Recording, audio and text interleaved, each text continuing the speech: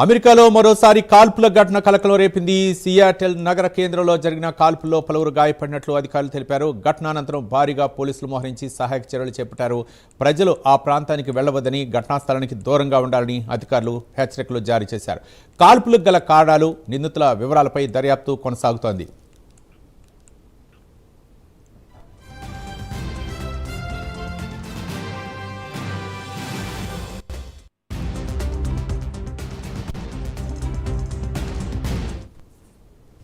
అమెరికాలో మరోసారి కాల్పుల ఘటన కలకలం రేపింది.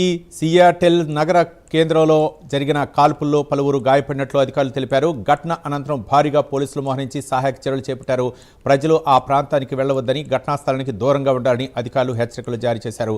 కాల్పులకు గల కారణాలు, నిందితుల వివరాలపై దర్యాప్తు కొనసాగుతుంది. దానికి సంబంధించి మరిన్ని వివరాలు మా నేషనల్ బ్యూరో చీఫ్ కళ అందిస్తారు. కళ, అమెరికాలో ఈ కాల్పుల ఘటన అంటే ఎలా జరిగింది, ఏంటి, దీని వెనుక ఉన్నటువంటి అప్డేట్స్ ఏంటి? కళ, దాదాపు యుఎస్ లో ఉండేటటువంటి సియాటెల్ సెంటర్ లో కాల్పుల మోత వినపడ్డది. దాదాపు దీనికి సంబంధించినటువంటిది కొద్ది దూరంలో ఉన్నటువంటి ఒక ఫుడ్ ఫెస్టివల్ జరుగుతున్నటువంటిది చాలా వేల మంది కూడా అక్కడికి చేరుకున్నారు. చాలా మంది అంటే ఇతర ప్రాంతాలకు సంబంధించిన వాళ్ళు. దాదాపు సియాటెల్ ఫుడ్ ఫెస్టివల్ అనేది చాలా అంటే వైభవంగా జరిగేటటువంటి ఒక ఫెస్టివల్. చాలా మంది విదేశీయులు స్పెషల్ గా వచ్చేటటువంటిది.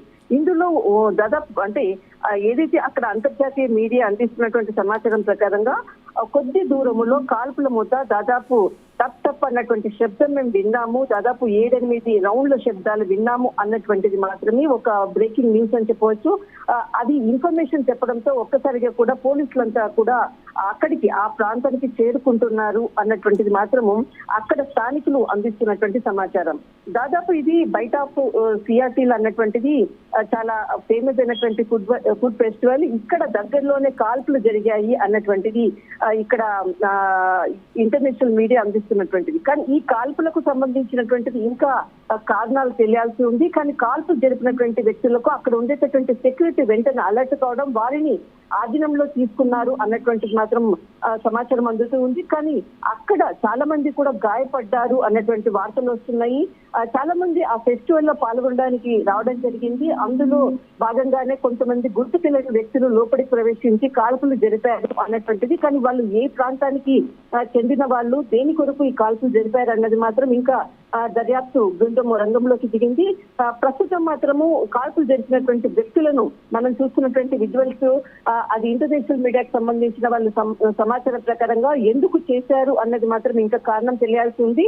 దాదాపు ఇక్కడ మనకు తుపాకీకి సంబంధించినటువంటిది గన్ కల్చర్ ఎక్కువగా కూడా మనం చూస్తూ ఉన్నాం. దాదాపు 4వ తేదీన కూడా జరిగినటువంటి గన్ కల్చరు తుపాకుల మొత్తం మోగినటువంటిది. దాదాపు ఇది బ్రూక్లిన్ లో కూడా జరిగింది 4వ తేదీన. అప్పుడు కూడా చాలా మంది అక్కడ కొంత గాయపడినటువంటిది. ఈ విధంగా ఒక 2-3 రోజులకు ఇలాంటి కాల్పుల మోత జరుగుతూ ఉంది.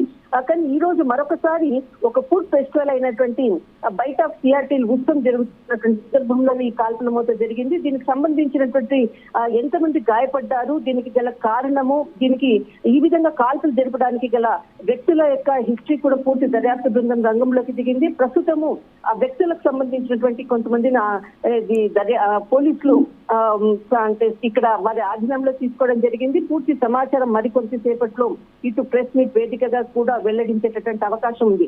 కానీ ఈ సమాచారాన్ని కొద్ది దూరంలో ఉండేటటువంటి ఎవరైతే ఫుడ్ ఫెస్టివల్ కి లోపలికి వెళ్ళేటటువంటి వాళ్ళు ఆ కాల్పుల మోత విని పరిగెత్తుకుంటూ అక్కడి నుంచి బయటికి వచ్చినటువంటి వాళ్ళు సమాచారం ఇవ్వడంతో దీనికి సంబంధించినటువంటి పూర్తి సమాచారం కూడా బయటికి రావడం జరిగింది. దాదాపు ఇది మనకు దాదాపు అంటే ఈ పూర్తి సమాచారాన్ని కూడా ఇంటర్నేషనల్ మీడియాకు కూడా కైలా కారీస్ అన్నటువంటి ఒక మహిళ ఇచ్చినటువంటి సమాచారమే.